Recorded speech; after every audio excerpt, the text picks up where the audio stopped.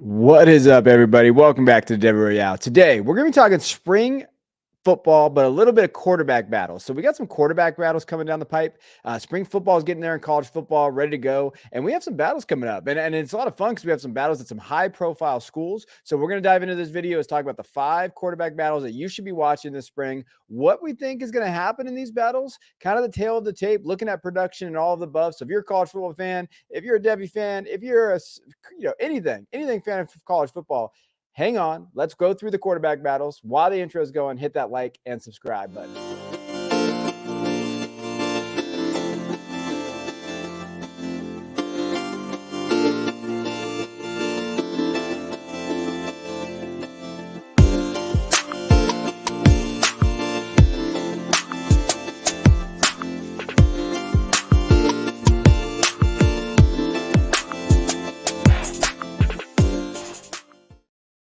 All right, like I said, we got some QB battles. We're going to be diving into it, looking in college football, and I think it's exciting to see kind of the battles that are going to be won and lost, and where these guys are going to go. I think we're going to have some more movement in the transfer portal. But let's go through the first one, Alabama. Alabama Crimson Tide. With what we have going on in terms of this is the first time we've been in like this in this program. Like even when Mac Jones won it over Bryce is coming in as a freshman. A lot of people didn't necessarily think he could win the job unless Mac really screwed it up.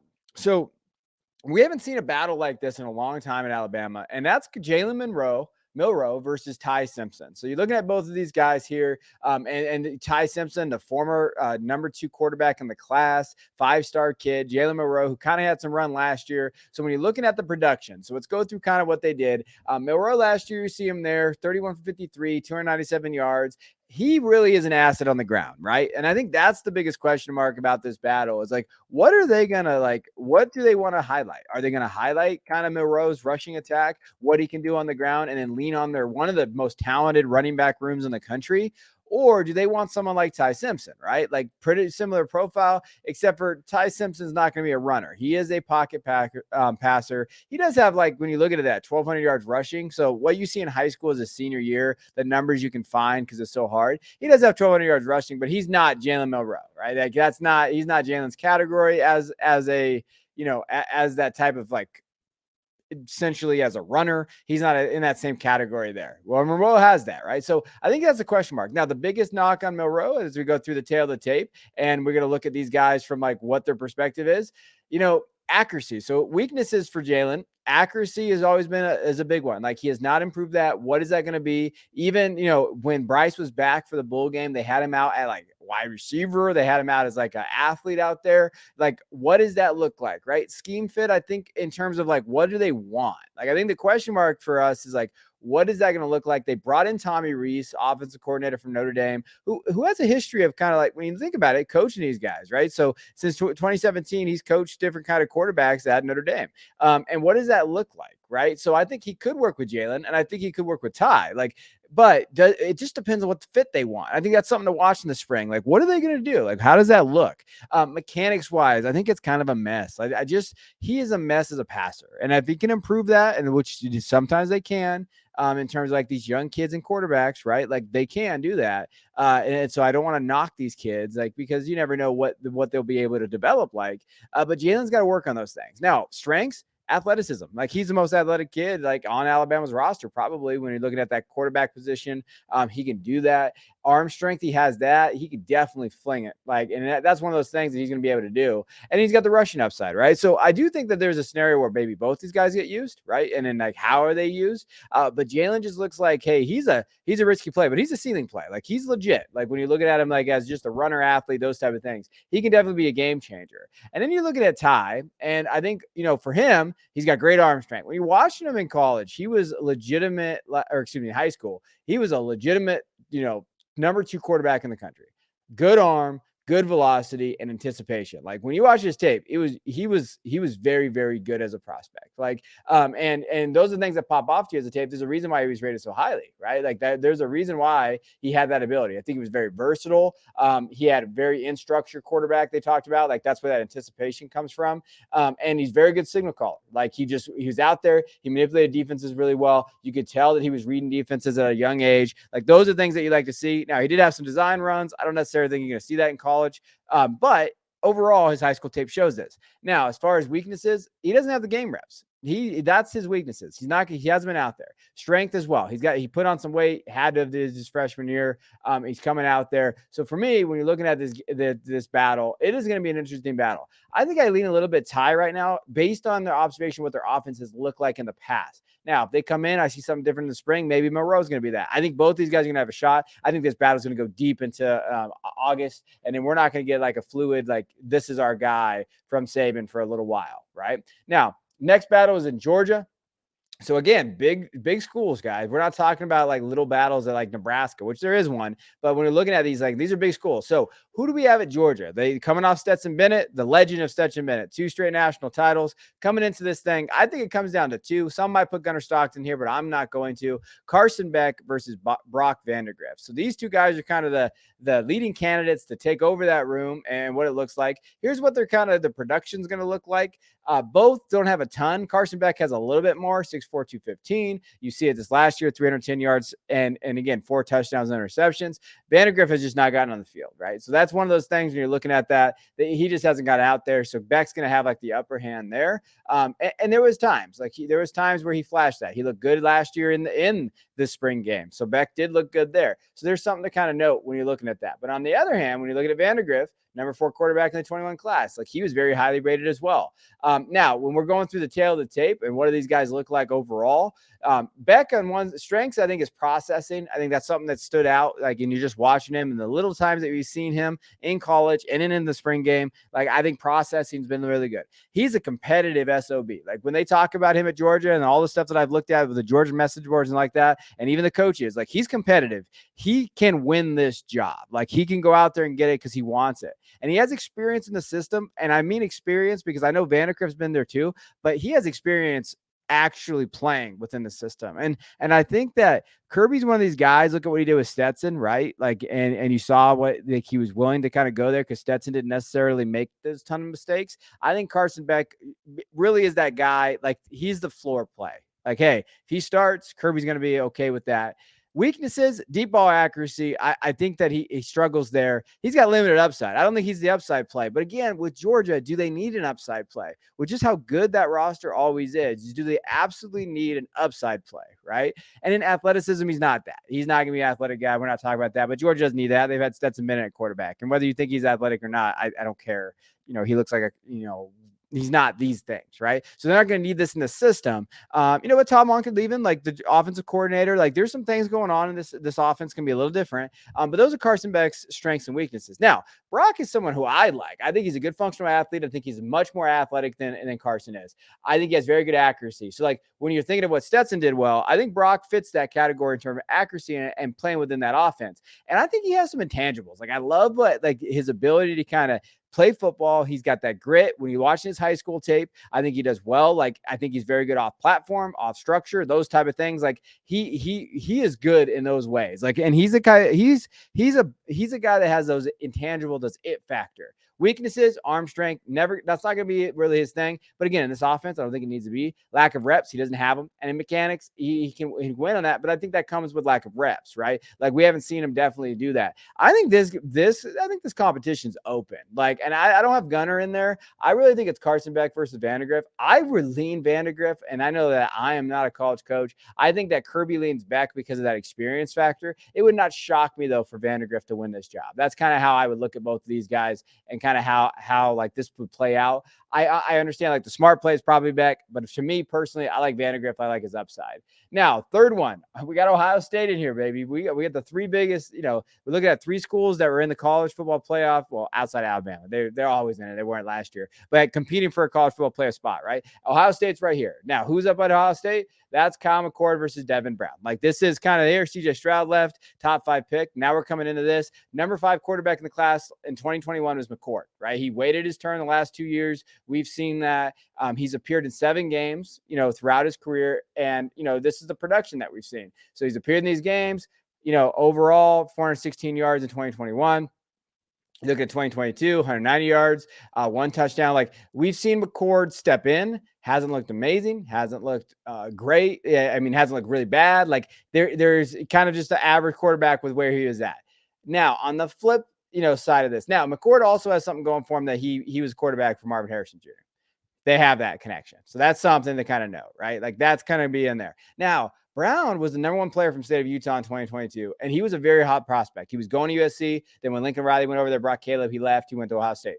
Brown is interesting. To look at his high school numbers, 254, 372, 4,800 yards. And looking at touchdowns, don't have interception rates for him. Couldn't find him, but 57 touchdowns, eight touchdowns on the ground, 430 yards. Like that's legitimate numbers, right, for Devin Brown. Now, for the tail of the tape, what you like from him. Now, when you look at McCord, wasn't the highest rated prospect coming out. Like he was someone that, number 5, good, accurate quarterback, good experience in this system. And I think that he fits what Day wants him to do. Good release, gets it out quick. I don't think he's athletic, but again, Ohio State does not care about the quarterbacks being athletic. They never let him run anyway. I think personally in this race, I understand McCord's probably going to win this job, but he doesn't have the upside that Brown has. Like I think, I don't know if you really need it, right? They have one of the best wide receiver corps in the country. Marvin Harrison Jr., Ennis is there, Emeka Egbuka, these guys that are coming through there, whatever sophomore step up. And that's where you're looking at.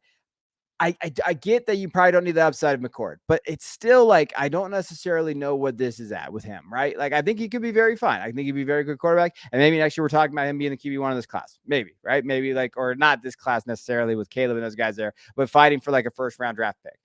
I think his deep ball accuracy is suspect, but I think that's going to be overshadowed. That'll be just Marvin Harrison Jr. going to make that look stupid, right? But I do think that there's some stuff there. Now, what does Devin bring? Like to me, I think his arm strength is way better than McCord's. Like I think he can get it out quick and he gets it to the spots where he needs to go. I think he has a high ceiling in this offense. Like I think that he can go with that wide receiver core and elevate them, right? Where I think McCord will get them where they need to be. That'll be fine. Devin could probably elevate these guys. And I think he has really good off-platform throws. There's tons of things on tape that you just notice of his ability. Get outside the pocket, push it down the field, get it to his guys, different levels. Now, weaknesses, decision-making. He just trusts his damn arm too much. Like there's so many throws on tape where triple coverage, hey, I'm going to get it there no matter what. I'm going to go. And he doesn't get it there, right? And then there's interception stuff. Day's not going to mess with that. That is my biggest concern with Devin in terms of like, hey, who's going to step up and be that guy? I think that he's just going to make too many mistakes. And I think that's where McCord's going to get the edge. But I really think Devin Brown has the highest ceiling here. Now, we're going to jump over to Ole Miss, Lane Kiffin's team, and look at this. This is an interesting one. I think there's 3 guys, but I'm going to highlight 2. Jackson Dart versus Spencer Sanders. When you're looking at what Ole Miss has done, they brought in Jackson Dart last year from USC. Everybody kind of anointed him, said he was going to be that guy, right? He led him to 8-1 start this past season, but they had a 4-game losing streak, right? So when you're looking at what he did, he did not. And when you watch those games, if you watched Ole Miss play, they did not trust Jackson Dart. That down the stretch, the play calling, all that stuff, they did not trust him there, right? So what did he do? He jumps in the portal. He got Spencer Sanders. He also got Walker Howard from LSU. I think it's a close race, but I think that he's going to lean on experience a little bit. And this is what the numbers is what you see from these guys. Jackson Dart, you saw last year, 2,900 yards, 20 touchdowns, but 11 interceptions, and he just made poor throws. And I think that's the problem. Like that is the problem with the guys. Now he does have some rushing upside. Spencer Sanders, on the other hand, he's looked very good at different spots in terms of like at Oklahoma State, right? So if you see the numbers there, he's thrown for over 9,000 yards passing in his career, 67 touchdowns, but he's had over 40 interceptions in that span. I think he has some rushing upside and stuff like that. But to me personally, like it's really between these 2 kids in terms of whether they're going to be moving forward, right? Dart or Sanders. Now, when you're looking at the tape, what do they do well? So let's start with Dart. I think he's got physical tools. Like I don't think you have to worry about the physical tools. I don't think that's the problem with Jackson Dart when you watch him play. He got there late last year in the transfer portal. And I don't think he got really fully ingrained in that offense. Then he was kind of rushed into it. Then he had a kind of a quarterback battle himself last year where he won, but was he the best? Okay. Then and I think that's the question. Like he has the physical tools. He's got the intangibles. He's got the release. Like he's got all those things that make a good quarterback. But on the weaknesses side, I think his deep ball accuracy was a struggle, right? They had Chris Marshall there, who I really like, a Texas A&M transfer. They're going to have guys there that can make plays. Can he get it to him? Decision making was really, really poor last year, and I think that he has his confidence issue. So, like, I think that's the question mark going forward in the spring game. And what you're looking for, does he have confidence or not? And now he's got a battle on his hands with 2 guys that are coming to get his job. Now, on the flip side, you have Spencer Sanders, who had a really underwhelming year at Oklahoma State, but accurate. He has experience. He has good touch. Like he's not going to make necessarily he makes mistakes, but he'll probably has that experience where he needs to get the ball to, especially in that offense. I think weaknesses for Sanders has always been his mechanics. I think that he struggles there. I think he struggles kind of with his, in terms of like getting the ball out quick, but also I think that sometimes his mechanics allow the ball sails on him a little bit and floats up a little bit. And I think that's where those interceptions come from. And I think the interceptions have to do with a lot of ball placement and mechanics. I think they're all built into one. And again, Lane doesn't like interceptions and doesn't like his receivers or his quarterbacks to make mistakes. Both these guys make mistakes. I think that's the outside shot for Walker Howard to come in. He doesn't know necessarily going to make mistakes. And I think that's where you're talking about with Walker. I think this is cut and dry, neck and neck. I don't know who to pick. I think I would lean on Dart because he's in that system. But because of that lack of confidence and then going into the portal and actively getting people, I think that's a scary proposition, but I still think I lean Dart, but I would not be shocked to see Spencer kind of do this. I think they're going to be in the season where they kind of do those first couple games. Hey, who are we going to start here? And then they just make a decision there. And then we got Tennessee. I think Tennessee, and I'm going to add Tennessee. There's other places I could have said. I could have said Nebraska, could have went into kind of Casey Thompson versus Jeff Sims and these other guys, but I think Tennessee's a good one. I think Joe Milton's going to be the guy. But I want to, Nico is very, very good. So, when we're looking at Nico and what he's able to do, 5-star kid, number 1 and on 3, I think it's 4 or 5 on 247 Sports, or maybe he jumped up a little bit. Like they're coming in here and ready to play. Nico's from down in California, out here in California. Joe Milton, on the other hand, I made a joke, and if you look at his production, our Discord, our Patreon, I was like, man, Milton looks like he's been playing in this since he's like 28, right? So you see the numbers. I think he's built perfectly for Tennessee's system. So you see that like 2022 when he came in, 10 touchdowns, no interceptions, 971 yards. Nico at the other side, like it's hard to find high school stats for him for some reason, 6'6", 200. But I will say this, if you were going to build a quarterback for Tennessee, you build Nico. That's kind of the area there. Now, as far as tail of the tape goes, Milton, physical tools. They're already talking about his arm strength, right? System. He's in it. He knows what he's going to do. He has the upper hand there and his release. Like those are the things that you love about Joe Milton. Like, and again, as a Michigan fan, I watched this kid and they've done an incredible job developing him. He was not this quarterback.